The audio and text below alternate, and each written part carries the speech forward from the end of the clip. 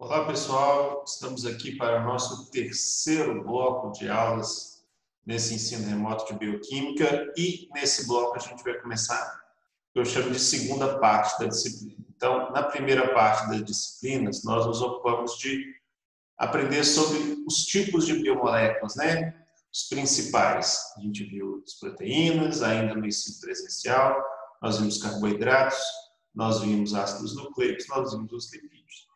Nesta aula e nas próximas, nós vamos começar a entender o metabolismo, que é o quê? São os vários processos que ocorrem dentro da célula de modificação dessas biomoléculas. Essas modificações podem ser moléculas pequenas se polimerizando, formando moléculas maiores sendo quebradas em moléculas menores e moléculas sendo modificadas. Bom, esses processos ocorrem por meio de reações químicas, isso a gente viu lá na primeira aula, e as reações químicas são diversas, sendo que a maioria se enquadra naquelas 5 categorias que a gente já estudou no ensino presencial. Bom, então, esse processo de modificação das moléculas que compõem o metabolismo só é possível através das enzimas que vão acelerar as reações químicas e fazer com que cada reação química aconteça no seu momento correto, uma vez que a maioria das reações bioquímicas não é espontânea. Então, para que uma reação aconteça, para que uma modificação de uma molécula aconteça, eu preciso de uma enzima adequada para poder acelerar aquele processo e fazer com que ele ocorra num tempo adequado. Bom, então nesse bloco nós vamos introduzir esse assunto do metabolismo com as enzimas, né? Nessa aula de hoje nós vamos ver as propriedades das enzimas e as classes de enzimas que nós temos. Na aula 2, na próxima aula desse bloco, nós vamos ver como funciona o mecanismo enzimático, como que as enzimas de fato aceleram reações químicas. E aí, no terceiro momento deste bloco, na nossa terceira aula, nós vamos ver os aspectos gerais do metabolismo, para depois, nos próximos blocos, a gente tratar de reações importantes, de vias bioquímicas importantes do nosso metabolismo. Ok? Então, vamos nessa, para essa primeira aula sobre as enzimas. Então, as enzimas, gente, são moléculas que catalisam reações químicas. Então, a função primordial de uma enzima é ser um catalisador biológico, ou seja, um catalisador de reações bioquímicas, um acelerador de reações bioquímicas. A imensa maioria das enzimas, ou seja, a imensa maioria das moléculas que atuam acelerando reações químicas são proteínas, mas não todas. Alguns poucos catalisadores biológicos são moléculas de RNA. Então, vocês vão ver isso em alguns livros, que enzimas são proteínas que funcionam como catalisadores biológicos. Não necessariamente todas as reações bioquímicas são aceleradas, são catalisadas por proteínas. Algumas reações são catalisadas por moléculas de RNA. Ok? Muito bem. Por que as enzimas são importantes? Porque todos os processos que fazem o organismo funcionar dependem do quê? Dessas modificações de moléculas que a gente ingere e que a gente mesmo sintetiza. Então, esses processos decorrem de reações químicas. E essas reações químicas, para acontecer espontaneamente, precisam de uma série de condições, né, de choque correto, do ângulo correto, que naturalmente não acontece com a frequência necessária, né? Ia demorar anos para que uma reação bioquímica que você precisa, nesse exato minuto que você está assistindo essa aula, precisa para ocorrer, e ela não vai ocorrer. Então, para que o organismo se mantenha vivo, várias reações têm que acontecer simultaneamente o tempo inteiro. Então, eu preciso de velocidade. Então, as reações bioquímicas precisam de velocidade para acontecer. E aí que entra a primeira importância das enzimas. As enzimas dão a velocidade para as reações bioquímicas necessárias para a manutenção do organismo vivo, né? Diferente dos minerais, né? Os minerais estão sofrendo modificações ao longo do tempo também, mas mudanças demoram séculos, milênios, né? Para um resto de um organismo vivo se tornar um combustível fóssil, leva milênios para que as reações adequadas aconteçam ali, para que aquilo se torne um combustível fóssil, leva milênios, porque as reações vão acontecendo espontaneamente ali. O organismo vivo não vive. A célula precisa de milésimos de segundo para que uma reação aconteça para se manter viva. Então, eu preciso de velocidade e as enzimas vão garantir essa velocidade. Outra coisa, gente, que as enzimas são primordiais é a especificidade, né? A enzima vai favorecer uma reação química específica, né? Se a gente considerar que a célula não precisa de todas as reações acontecendo ao mesmo tempo, né? Algumas células precisam ser estimuladas para fazer uma coisa ou estimuladas para parar de fazer alguma coisa, as reações bioquímicas elas não podem acontecer aleatoriamente. Elas têm que acontecer no seu momento correto e a reação química correta, né? Por exemplo, um lipídio, ele pode ser tanto modificado, ele pode ser quebrado, ele pode ser ligado a uma proteína, por exemplo. Então, cada reação bioquímica modifica a molécula de um jeito. E o que vai fazer com que a molécula siga um destino de modificação ou outro é a enzima que vai atuar sobre aquela molécula. Né? Então, as enzimas também garantem uma especificidade para o metabolismo. Uma molécula só vai virar uma outra molécula, né? Vai se transformar de uma maneira específica. Uma reação bioquímica só vai atuar porque tem uma enzima. Né? Por exemplo, se eu tenho um carboidrato ali, se atuar sobre ele uma isomerase, eu vou ter uma reação de isomerização, né? Um rearranjo estrutural. Mas sobre aquela mesma molécula pode o quê? Atuar uma oxidase. E aí aquela molécula vai sofrer o quê? Uma oxidação. Alguns dos seus átomos vão perder elétrons, promovendo um rearranjo naquela molécula. Então, cada molécula pode sofrer vários tipos de modificação e o que garante a modificação correta é a enzima que vai atuar sobre ela. E outra é o momento, né, gente? Igual eu falei, a gente não precisa de todas as reações acontecendo ao mesmo tempo. E, da mesma forma, as reações não podem acontecer numa ordem aleatória, né? Porque o produto de uma reação é a matéria-prima para outra e, assim, a gente tem essa linha de montagem que é o nosso metabolismo. Então, as reações têm que acontecer no momento certo. Quando a célula, por exemplo, é estimulada por um hormônio, aquilo vai desencadear uma série de reações bioquímicas que tem que acontecer naquele momento que o hormônio estimulou. E o que vai fazer isso é o quê? É a enzima atuando naquele momento e não em outro momento, né? A enzima se torna ativada naquele momento e quando eu não quero aquela reação bioquímica, a enzima vai ser inativada, ok? Então, as importâncias da enzima é garantir a velocidade, garantir a especificidade e garantir o momento correto que a reação bioquímica vai acontecer. A gente já falou que a maioria das enzimas são proteínas, e a maioria dessas proteínas são proteínas globulares, ou seja, elas têm uma estrutura tridimensional muito específica que vai encaixar especificamente sobre o seu substrato, né?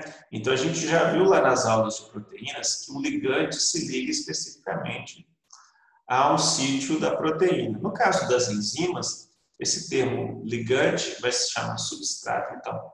Qualquer molécula no qual a enzima vai atuar, promovendo a reação química sobre ela, é chamada de substrato. E o local onde a enzima se liga ao substrato, a gente chama de sítio ativo da enzima. Então, a enzima tem um sítio ativo que é o local onde ela interage com a molécula que vai sofrer a reação química.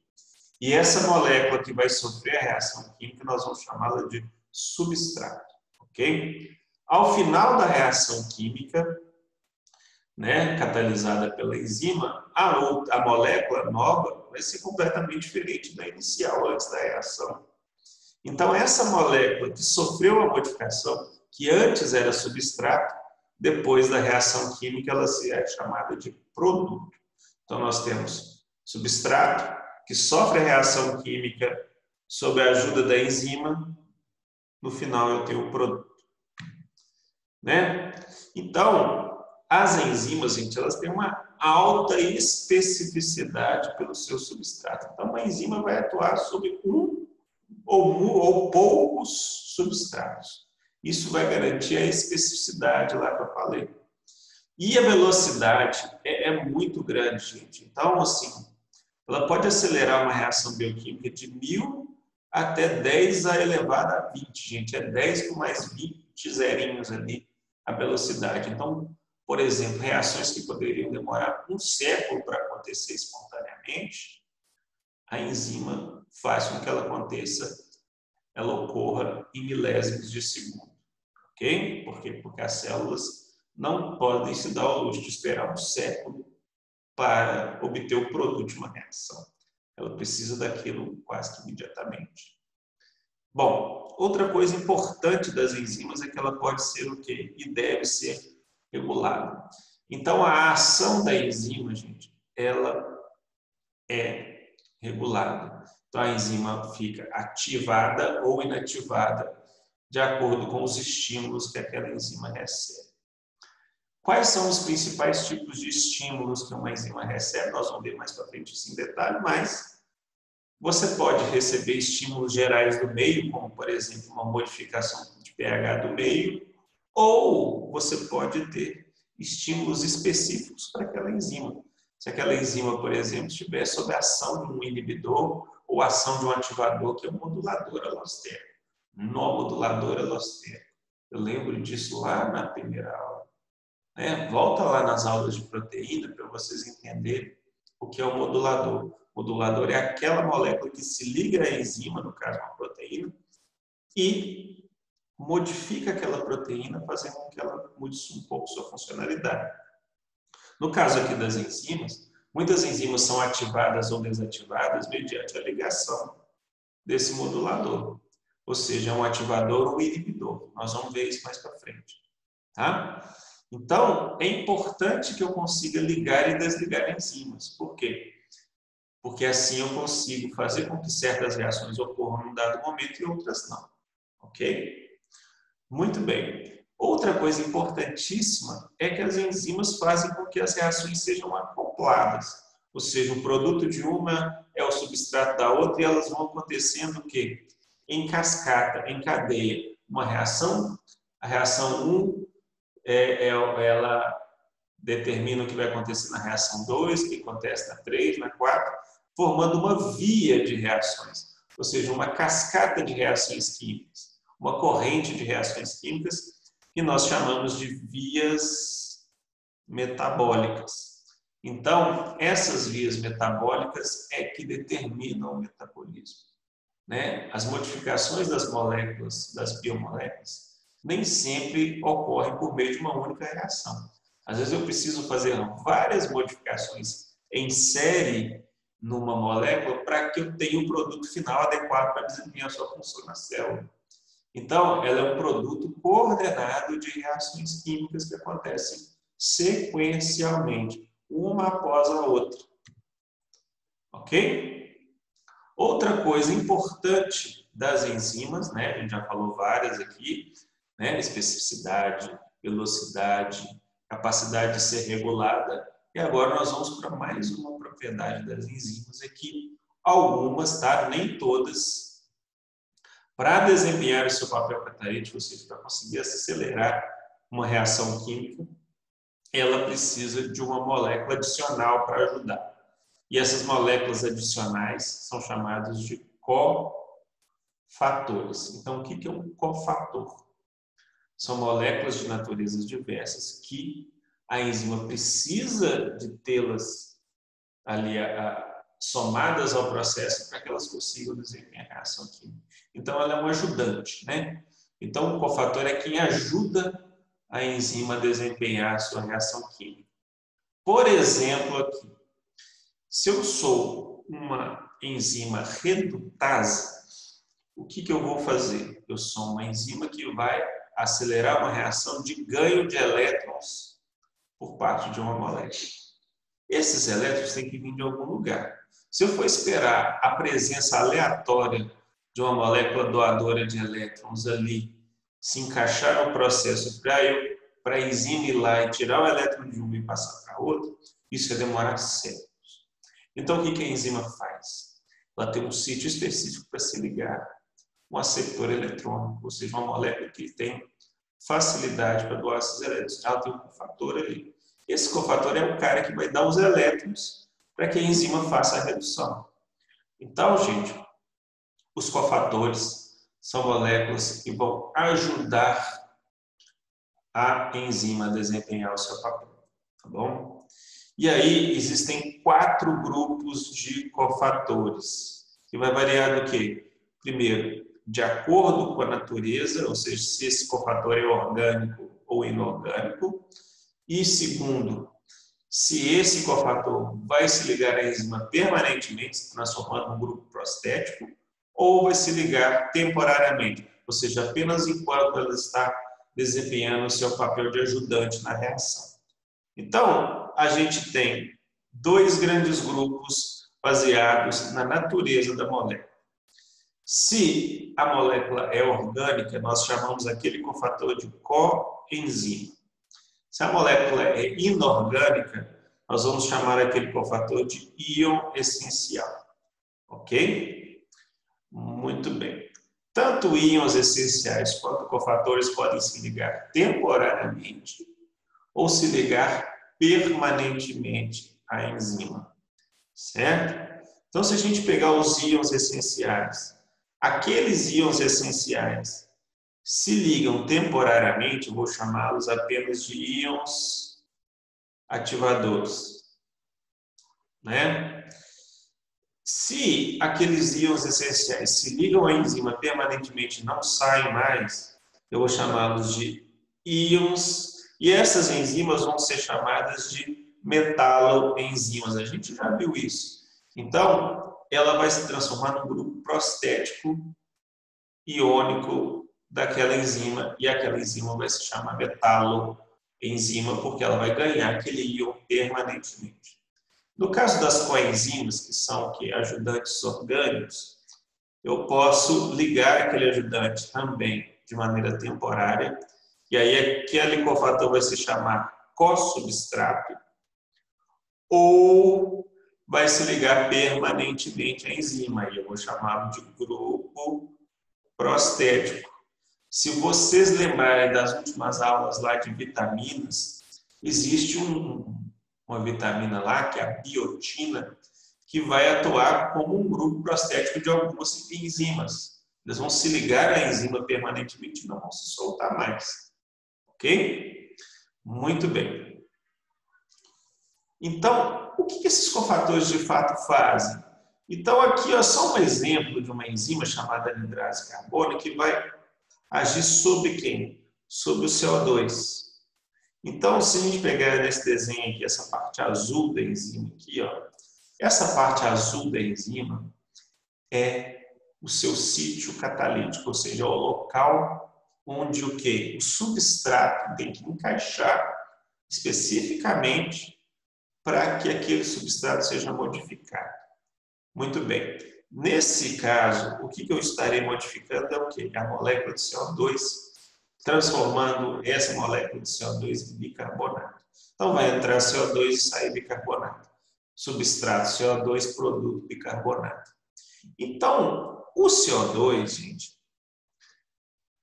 ele tem uma afinidade pequena pelo sítio catalítico da enzima se ele estiver sozinho.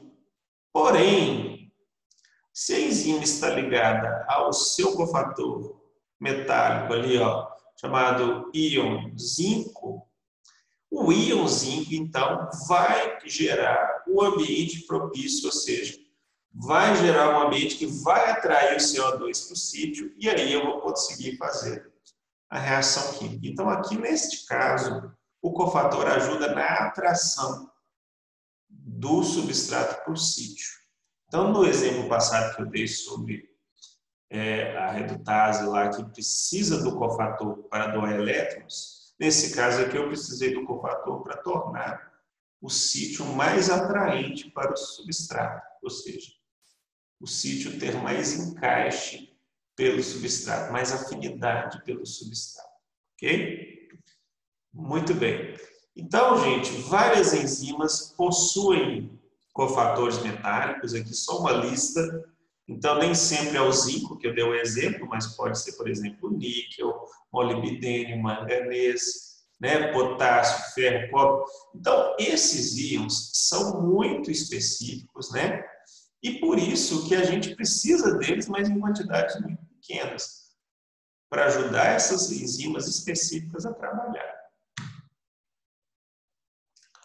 Já as coenzimas, que são moléculas orgânicas, são moléculas que vão ajudar as enzimas a desempenhar seus papéis, algumas enzimas, claro, nem todas.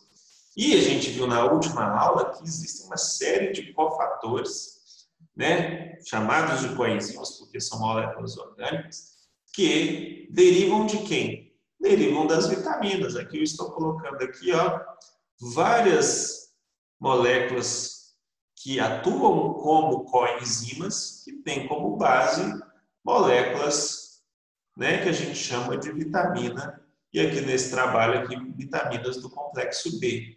Então aqui só para mostrar para vocês o NAD, né, que é uma coenzima importante, que deriva de quem? Deriva da vitamina B3, e aqui a coenzima A, que também nós já vimos, importantíssimo, nós vamos ver em várias vias bioquímicas. Essa coenzima A também deriva de uma vitamina, ela deriva do pantotenato ou ácido pantotênico, né? Na verdade, vitamina B5, que a gente chama aí no popular. Ok?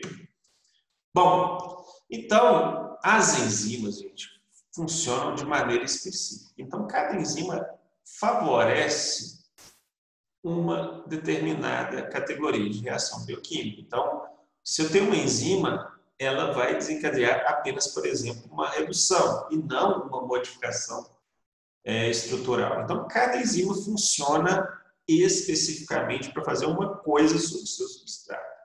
Se aquele substrato precisa passar por outra modificação, é outra enzima que vai fazer isso. Então, as enzimas elas são classificadas pela função, pelo tipo de reação química que elas estão ajudando a acontecer. Então, nós temos quem? As oxidorredutases, não é isso? As oxidases e redutases, são enzimas que vão atuar em reações de oxidorredução. Nós temos as transferases, que vão atuar em quem? Aquelas reações de transferências de grupos, que a gente já viu lá nas primeiras aulas. As hidrolases, né, que vão atuar como? Catalisando reações de hidrólise, de quebra de moléculas. As liases, esse é um termo novo que a gente não viu ainda. A liase, gente, ela ocorre o quê? Quebrando ligações entre carbonos ou ligações entre carbono e nitrogênio também, carbono e enxofre, sem necessariamente utilizar de íons H+, ou H- que a gente tem nas hidrólises, tá? Então, é um jeito diferente de quebrar moléculas sem que seja uma hidrólise. A hidrólise é a mais comum, mas não é a única. Então, a gente tem as liases, a tiólises e assim por diante. E temos também as isomerases. O que as isomerases fazem? Essas isomerases vão mudar, vão promover rearranjos estruturais das moléculas, vão fazer isomerizações. E por fim nós temos quem? As ligases, e aí eu ainda somo quem? As polimerases. As polimerases são aquelas que vão unir monômeros, né? A gente já viu que várias biomoléculas são poliméricas, são grandes porque são feitas da união de várias moléculas pequenas. E essas ligases e essas polimerases vão atuar unindo ligações entre carbonos ou promovendo ligações éster, etc., ligação éter, né? Muito bem. Aqui no grupo dessas enzimas que promovem união de moléculas, né? As polimerases entram dentro dessas. A gente vai ter as reações também de desidratação enfiadas aqui nesse balaio aqui. Se a gente pegar esse gráfico aqui, gente, da composição das enzimas conhecidas no nosso proteoma humano, a gente vê que a grande maioria das nossas enzimas fazem o quê? Hidrólise, né? Em segundo lugar, aqui a gente tem as enzimas que fazem transferência de grupos. E terceiro, a gente tem as oxidoredutáseis. Então, as grandes categorias, as grandes reações, as mais frequentes, estão dentro desses grupos aí, apesar de todas as reações serem importantes, né? Várias doenças genéticas das pessoas, por exemplo, pessoas com intolerância à lactose têm uma deficiência numa enzima específica. E olha o problemão que isso pode causar na pessoa, né? Então, apesar de a maioria das reações se enquadrarem nessas três categorias aí, todas as reações de metabolismo são importantes e uma que sai errado pode alterar todo o funcionamento da célula. Aqui, gente, vou colocar só alguns exemplos dessas enzimas, né, funcionando. Aqui, ó, uma enzima chamada lactato desidrogenase. O que ela vai fazer, gente? Aqui eu estou fazendo que tipo de reação? Olha só, nessa reação eu estou fazendo uma oxidação do lactato, do ácido lático. Então, o ácido lático aqui, ó, vai doar elétrons para o NAD+. E aí o NAD+ vai se transformar em NADH e o lactato vai se transformar em piruvato. Então, a lactato desidrogenase é que vai fazer o quê? Vai promover a remoção dos elétrons do lactato, fazendo com que ele se rearranje, formando o piruvato. Notem que no caso aqui, ó, o NAD entra como uma coenzima. Como que ela entra? Ela entra para receber os elétrons que a lactato desidrogenase vai tirar. Então, eu coloquei esse desenho aqui para mostrar o que acontece dentro do ciclo ativo. Então, é toda essa região aqui, gente, em azul escuro, que vocês estão vendo, é o sítio ativo de quem? Da lactato desidrogenase. Essa estrutura aqui em preto, quem é? É o lactato. E o que é essa aqui em rosa? Aqui em rosa eu tenho um cofator, na verdade, a coenzima, a NAD+, que vai atuar o quê? Está aqui apenas para receber os elétrons de quem? Do lactato. Então, o lactato que está aqui em preto vai ceder elétrons para o NADH, para o NAD, transformando ele em NADH. E quem vai promover todo esse processo de rearranjo da molécula do lactato, favorecendo a transferência, é o sítio ativo da enzima, que nós vamos ver como é que isso funciona em detalhes na próxima aula. Ok? Então, várias enzimas chamadas de desidrogenases, oxidases, redutases, oxigenases, peroxidases, etc., elas vão atuar o quê? Ou promovendo oxidações ou promovendo reduções, dependendo da enzima. Ok? Transferases, o nome já próprio diz, né? São enzimas que vão atuar na transferência de grupos químicos de uma molécula para outra. Então, aqui, ó, a alanina transaminase, o que ela está fazendo? Ela vai transferir um grupo amina, não é isso? Da alanina para quem? Para essa molécula aqui, que no caso é o alfa-cetoglutarato. Então, a alanina vai passar o quê? O grupo amina dela para outra molécula. Lógico que ela vai ser o substrato, não é isso? O alfa-cetoglutarato também é o substrato da enzima. E no final nós vamos ter dois produtos.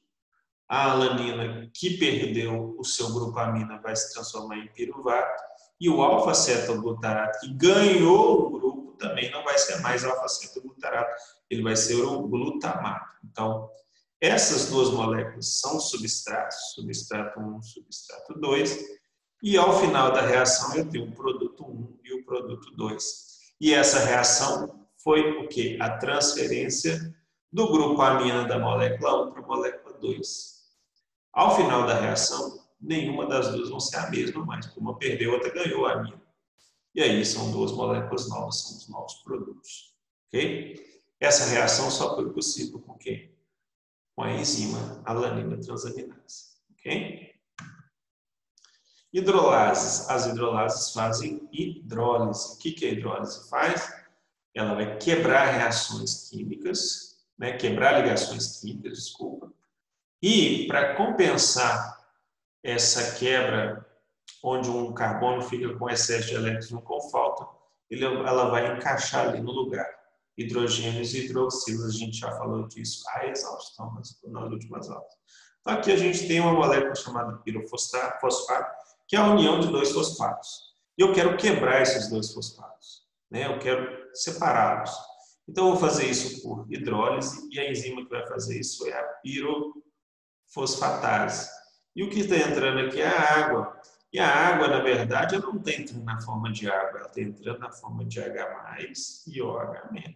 A gente já viu isso. Então, a enzima quebra a ligação aqui, ó, entre o fosfato e o oxigênio, e, para estabilizar essas moléculas, um grupo vai ganhar a hidroxila e o outro grupo vai ganhar o hidrogênio, e aí a molécula se estabiliza. Liases. Liases é um outro jeito de quebrar moléculas, tá, gente? Aqui, ó, a molécula é quebrada e o jeito de estabilizar não é dando hidrogênio e hidroxila, não. O jeito de estabilizar foi promovendo um rearranjo ali de ligações entre os átomos, formando ligação dupla ali para estabilizar. Então, aqui no caso, o piruvato foi transformado em acetaldeído e dióxido de carbono. Então, aqui, ó, eu tenho um substrato que se transformou em dois produtos, produto 1 e produto 2. Ou seja, peguei uma molécula única e quebrei em duas. Essa quebra não utilizou de água, então não posso dizer que não é hidrólise. Aqui aconteceu uma liase. Isomerases, gente. Isomerases fazem isomerizações que são o quê? Rearranjos estruturais da molécula. Então, aqui, ó, eu tive uma rearranjo no qual